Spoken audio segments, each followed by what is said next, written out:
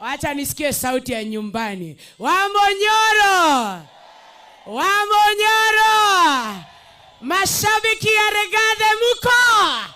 Wacha nisikie mtetemko ifike Sugoi ya Rigathi.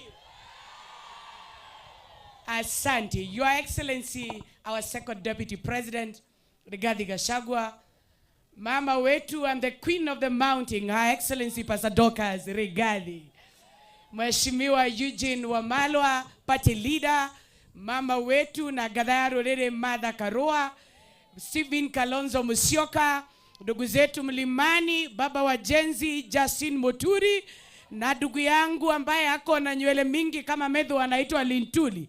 Viongozi wote hamjambo tena. Mimi naitwa Mama Simba. Ukipenda niite Ketu wa Ruguru. Ukipenda niite Daughter of Zion. Nilichaguliwa kule Laikipia kama Mama County. Lakini kwa sasa mimi ni mtu ya mkono ya Wamunyoro. Tuendelee tusiendelee.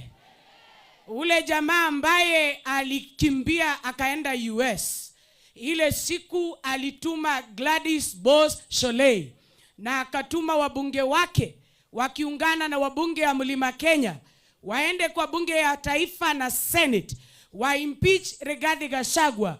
Moko iguaguo mutasikia ngo. Rigathi ni huyu ama si huyu? Si ni huyu alituletea ile muti alikuwa anasema nauza kuku. Si alisema yeye ni mtoto ya single mother. Rege burayuraga netukaheni adwaito.